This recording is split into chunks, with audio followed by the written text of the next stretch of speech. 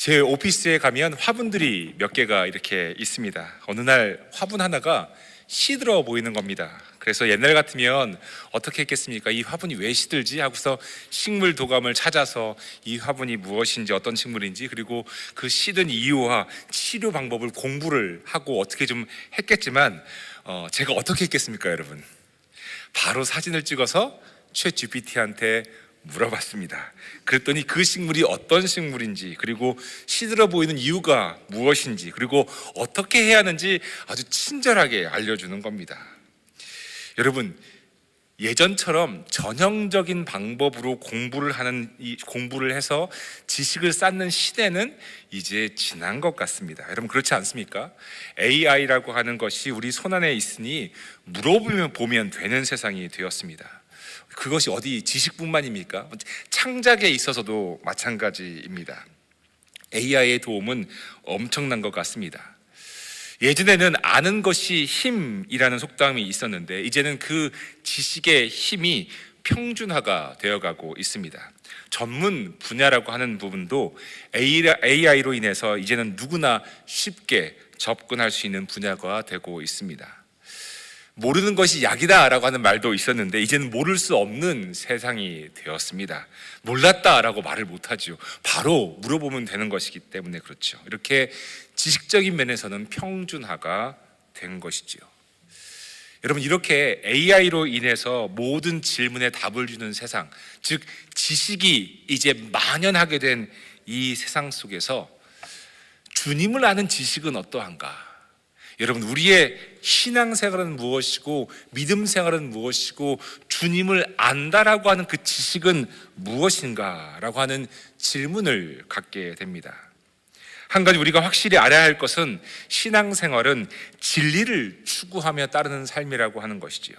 여기에서 진리를 추구한다, 진리를 따른다라고 하는 말은 진리이신 하나님을 따른다라고 하는 말과 같습니다. 따라서 신앙생활은 하나님과의 동행입니다. 같이 하나님과 걸어가는 것이 신앙생활이지요. 그러니까 신앙생활은 하나님과 함께 하는 것입니다.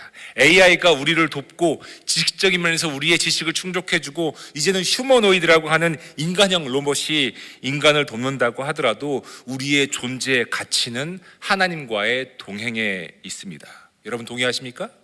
네. 하나님과 동행하는 삶을 사는 것이 신앙생활이고 믿음생활이지요.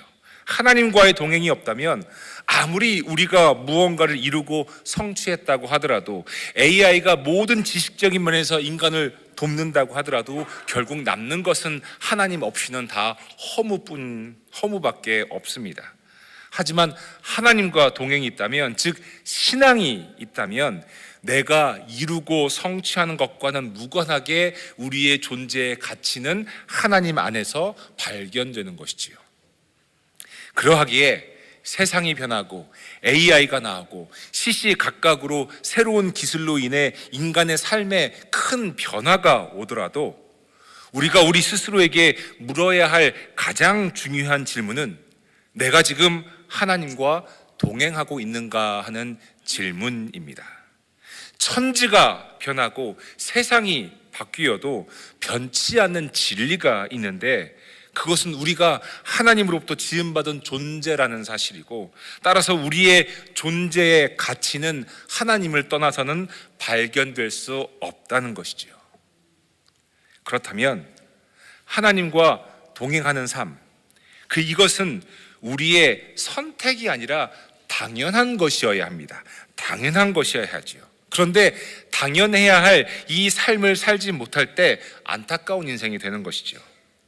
나는 하나님과 동행하고 있는가? 즉 나는 신앙생활을 제대로 하고 있는가 하는 질문은 내가 하나님을 얼마나 알고 있는가와 아주 밀접하게 연결되어져 있습니다. 오늘 말씀의 제목처럼 주님을 아는 지식, knowing the Lord, 이 주님을 아는 지식이 우리에게 중요하다는 말씀입니다. 여러분, 우리는 주님을 얼마나 알고 있습니까? 오늘 본문 말씀인 이사야서 11장을 보면 하나님의 나라가 임할 때 어떤 일이 일어나는지를 보여주고 있는데요. 오늘 읽은 마지막 절인 9절 말씀을 보면 이렇게 말씀하고 있습니다.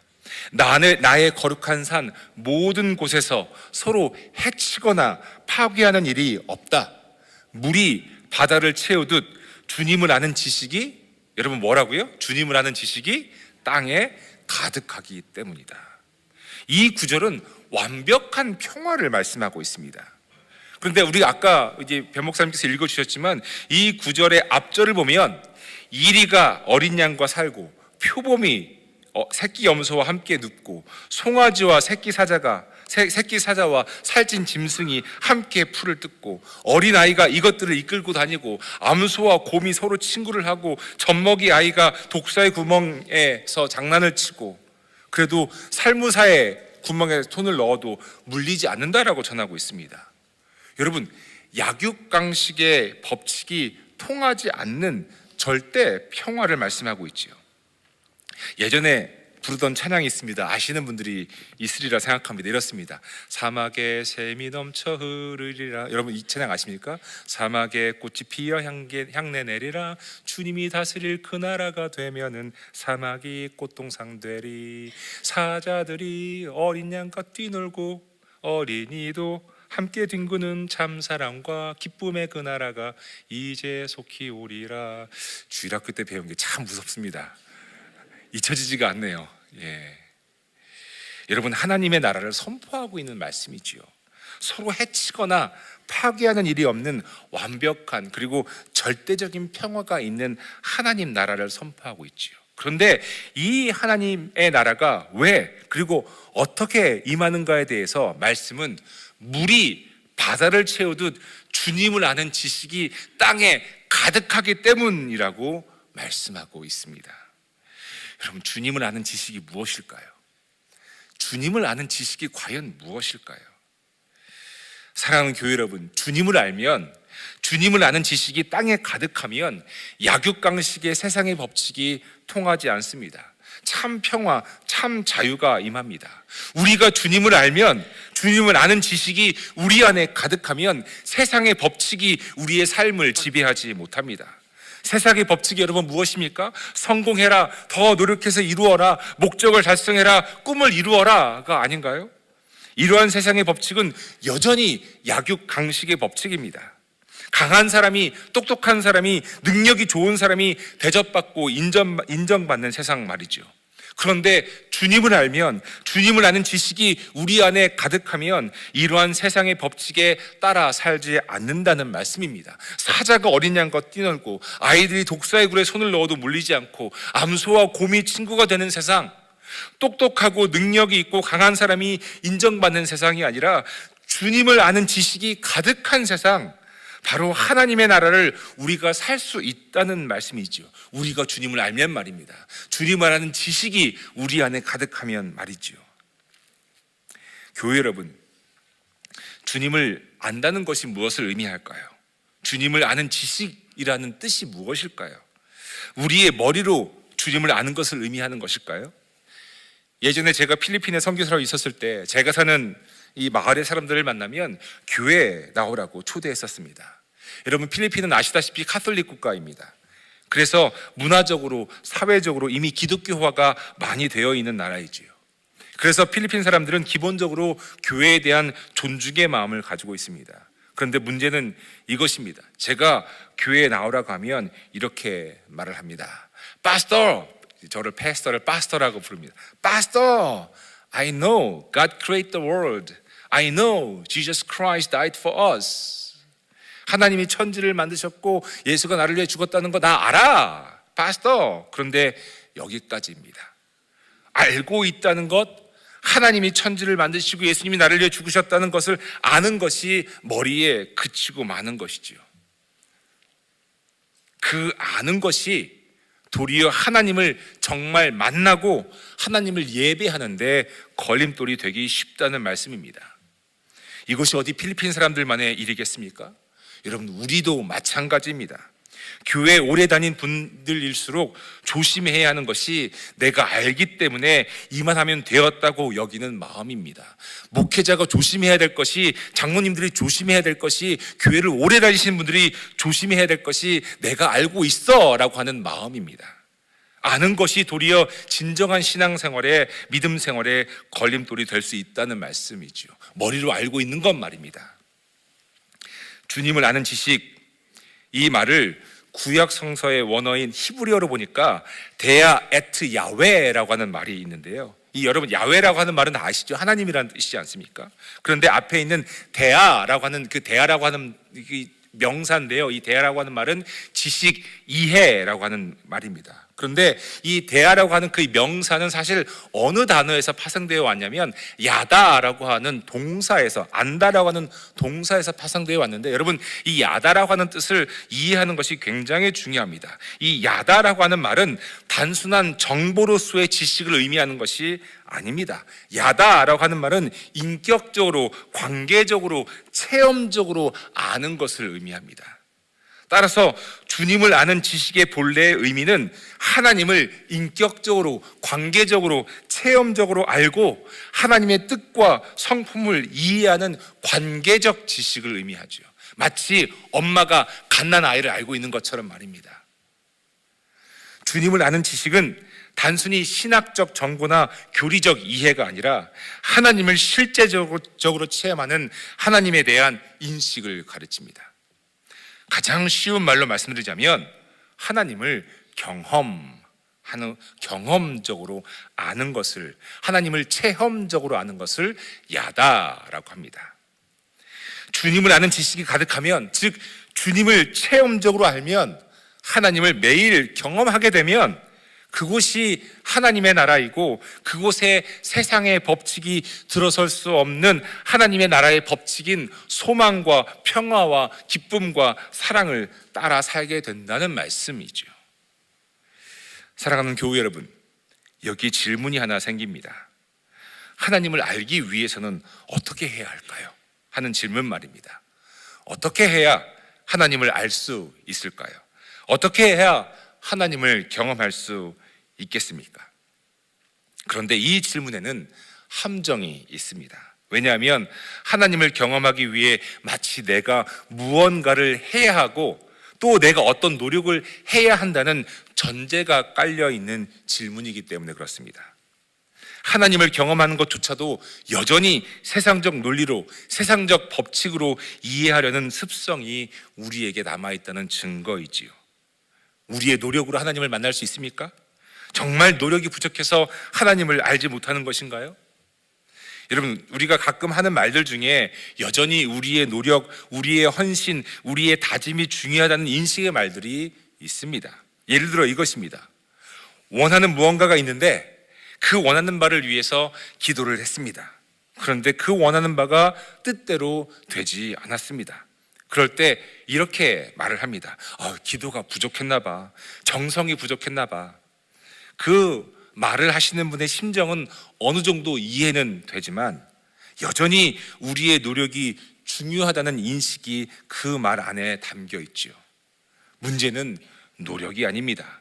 신앙생활의 연수가 문제가 아닙니다. 기도의 횟수가 문제가 아닙니다.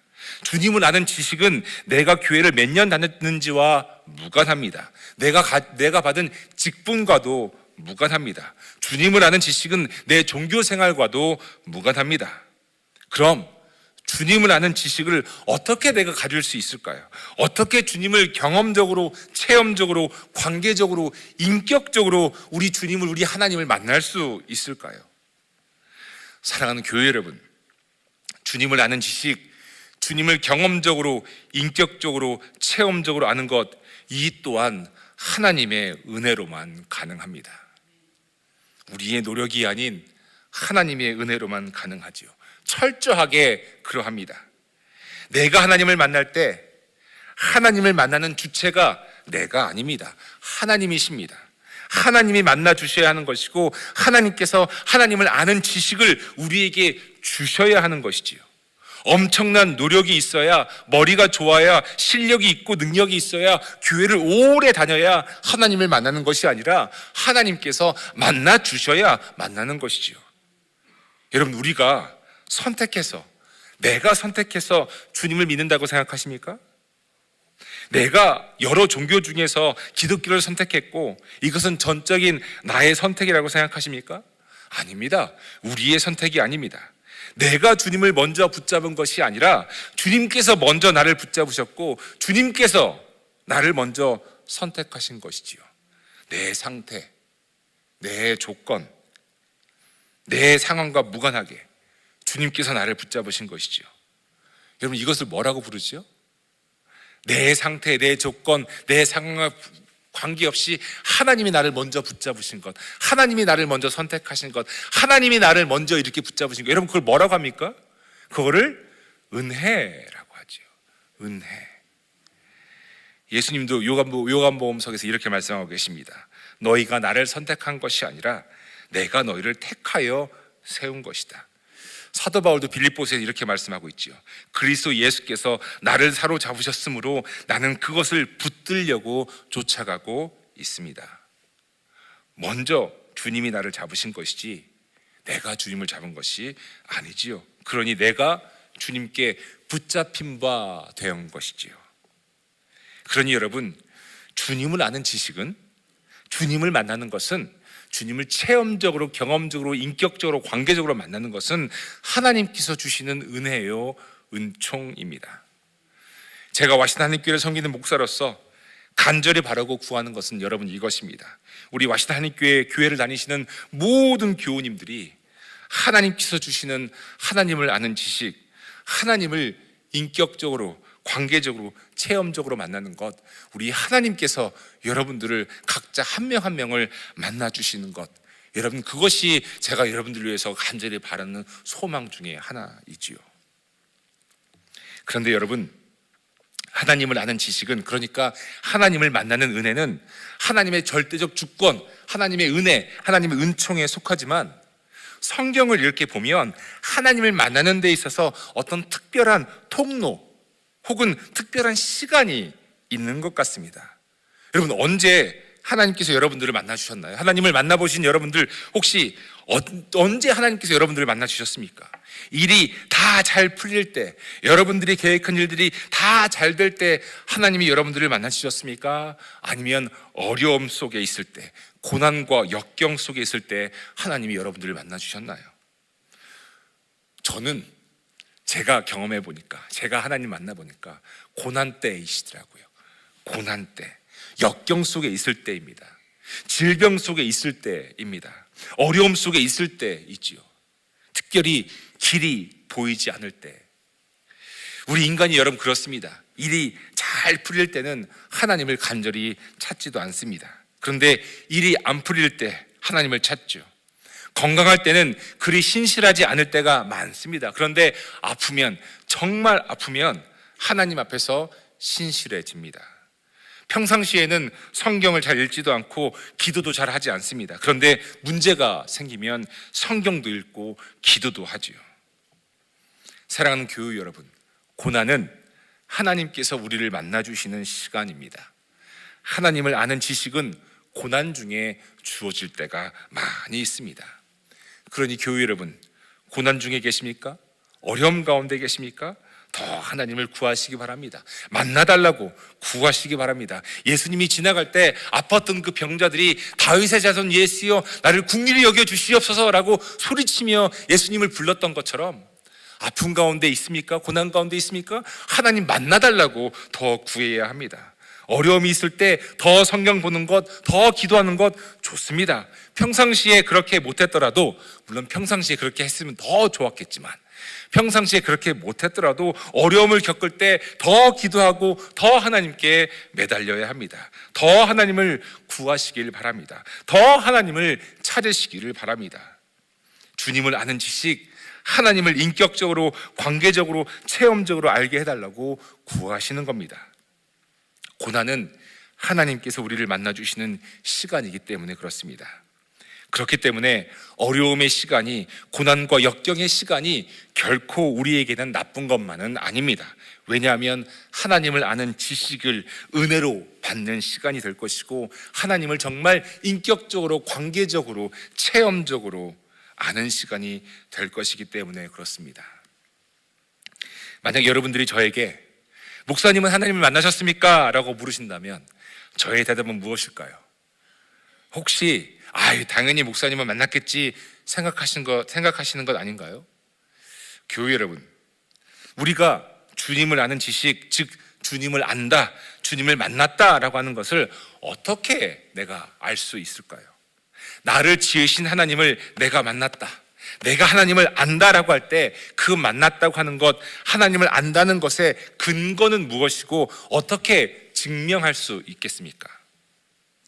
성경을 보니까 하나님을 만난 사람들에게는 공통적으로 생기는 것이 하나가 있는데 그게 여러분 뭔지 아십니까? 하나님을 만난 사람들은 누구나 다 변화가 있었습니다. 변화, change. 하나님을 만난 아브라함은 고향집을 떠나는 변화가 있었죠. 하나님을 만난 모세는 이스라엘의 지도자가 되는 변화가 있었습니다. 하나님을 만난 다윗은 목동에서 왕이 되는 변화가 있었죠. 복음서를 보니까 예수님을 만난 사람들에게는 변화가 또한 있었습니다. 병이 낫고 귀신이 쫓겨나가고 예수님을 따르고 변화가 있었죠. 사울이 다메섹으로 가는 길 위에서 부활하신 주님을 만났습니다. 그리고 그의 인생에 큰 변화가 있었습니다. 예수 믿는 사람들을 박해하던 사울이 예수님을 전하는 바울이 되었죠. 주님을 만난 사람들은 모두 변했습니다. 변화, 여러분, 이것이 하나님을 만났다는 증거이고 이것이 주님을 아는 지식이 있다는 근거입니다. 변화가 없다면, 똑같다면 하나님을 만난 것이 아니라 하나님을 아는 지식을 제대로 갖고 있는 것이 아니라고 하는 것이지요. 그러니 목사님은 하나님을 만났습니까? 라고 하는 물음은 저에게 목사님께는 어떤 변화가 있습니까? 라고 하는 질문과 같습니다. 교회 여러분, 주님을 아는 지식으로 변하는 것, 주님을 만나서 내가 변하는 것, 이것을 뭐라고 말하는지 여러분 아십니까?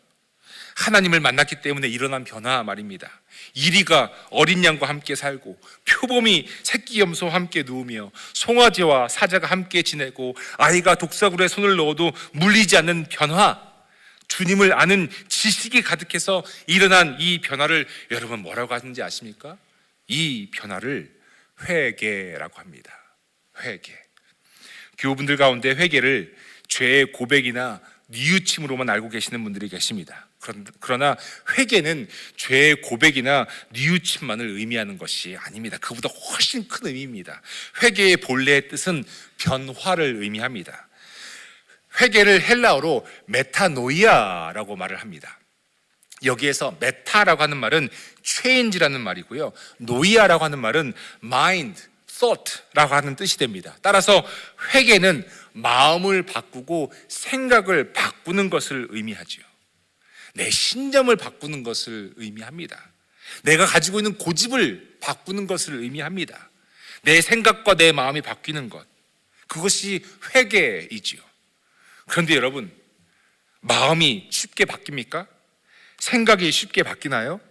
사람은 누구나 고집이 있어서 쉽게 바뀌지 않습니다. 여러분, 사람이 변하나요? 여러분, 고집 얘기하니까 옆에 계신 남편분들을 이렇게 보시려고 하시는 분들이 계시는 것 같은데 안 보셔도 됩니다. 여러분, 안 바뀌죠? 잘 안 바뀝니다. 정말 어렵습니다. 회개가 쉽습니까? 죄를 고백하고 잘못을 뉘우치는 것도 쉽지 않은데 마음을 바꾸고 생각을 바꾸는 것은 거의 불가능합니다. 어떤 계기가 있지 않고서는 생각을, 마음을 바꾸지 못합니다. 그런데 변화할 수 있는 그 계기, 그 이유는 오직 우리가 하나님을 알 때입니다. 우리가 주님을 관계적으로, 인격적으로, 체험적으로 만날 때이지요. 하나님을 만나지 않으면 변화가 일어나지 않습니다. 하나님을 만나지 않으면 회개가 일어나지 않습니다. 그러니 여러분, 우리가 무엇을 구해야 되겠습니까? 우리가 무엇을 하나님께 간구해야 되겠습니까? 하나님의 회개의 영을 부어달라고, 변화시켜달라고, 하나님 만나게 해달라고 구해야 되지 않겠습니까? 내가 노력으로 하는 것이 아니라, 나의 성취로 어떻게 하려는 것이 아니라, 내 지식으로, 머릿속 지식으로 어떻게 하려는 것이 아니라, 하나님 만나주세요. 하나님 영을 나에게 부어주세요. 하나님 나에게 회개의 영을 부어주세요. 하나님 정말 변화가 나에게 일어나게 해주세요. 하나님 내 마음이, 내 생각이 하나님의 마음을, 하나님의 생각을 쫓게 해주세요 라고 하나님께 구해야 되지 않겠습니까? 왜냐하면 회개가 주님을 아는 지식이기 때문에 그렇습니다. 주님을 아는 지식이 뭐라고요? 회개입니다. 회개가 주님을 아는 지식이고, 주님을 알면 회개가 일어납니다. 마음이 바뀌고 생각이 바뀌는 거죠. 하나님은 인간의 고집을 좋아하지 않으시는 것 같습니다. 여러분 그렇지 않습니까? 당대 최고의 선지자이자 제사장이었던 사무엘이 옆에 있어서 그렇게 하나님의 뜻을 전해주었는데도 사울 왕은 고집을 꺾지 않았습니다. 하나님의 뜻이 아니라 사람의 뜻을 쫓았죠. 아주 고집스럽게 말입니다. 메타노이아가 그에게 일어나지 않았습니다. 그래서 하나님께서 자신이 기름 부으셔 세우신 왕이었어도 하나님은 그를 버리셨습니다. 반면에 베드로는 어떻습니까? 율법에 의해 부정한 짐승이라고 여겨졌던 짐승을 잡아먹으라는 하늘의 음성으로 인해 그는 메타노이아가 일어났고 이방인인 고넬료의 집에 가서 복음을 전하게 되었습니다. 유대인인 베드로가 이방인에게 말이죠, 변화가 일어났습니다. 생각이, 마음이 바뀌었죠. 그래서 고넬료의 집에 구원이 임했습니다. 사랑하는 교회 여러분, 주님을 아는 지식은 머리에 있는 지식이 아니라 직접 관계를 맺고 체험을 하는 지식입니다. 하나님을 아는 지식은 하나님을 만나야 하는 지식인 것이죠. 이는 전적으로 하나님의 은혜입니다. 그렇기 때문에 하나님께 만나달라고 구해야 합니다. 하나님의 은혜를 부어달라고 말이죠. 하나님을 만나게 해달라고 구해야 됩니다. 그렇게 하나님께서 우리를 만나주시게 되면 우리에게 변화가 일어나는데, 그 변화가 아까 제가 뭐라고 말씀드렸죠? 뭐라고요? 회개, 메타노이아, 우리의 생각이, 우리의 마음이 바뀌게 되는 변화 말입니다. 그렇기 때문에 회개가 주님을 아는 지식의 증거이고 근거입니다. 이제 말씀을 정리하고자 합니다. 주님을 아는 지식은 회개입니다. 주님을 아는 지식이 뭐라고요? 회개. 저는 정말 간절히 구합니다. 우리 사랑하는 모든 와시다 한인교회 모든 교우님들이 주님을, 우리 하나님을 인격적으로, 관계적으로, 체험적으로 만남으로써 주님을 아는 지식이 회개로 나타나기를 간절히 구합니다. 내 고집이 아니라, 내 생각이 아니라, 내 마음이 아니라 주님을 아는 지식이 나에게 가득함으로 내 생각이 바뀌고 내 마음이 바뀌는 회개의 은혜, 메타노이아의 은혜가 우리의 삶 속에 증거되기를 바랍니다. 어린 양이 사자와 뛰노는 그 놀라운 변화가 우리의 삶 가운데 드러나기를 간절히 바랍니다. 그래서 실력과 능력과 노력이라고 하는 세상의 법칙에 치여 사는 안타까운 인생이 아니라 하나님을 아는 지혜, 회개의 은혜, 변화의 은혜로 사는 저와 여러분, 우리 모두가 되기를 간절히, 정말 간절히 소망하며 주님의 이름으로 축복해 드립니다.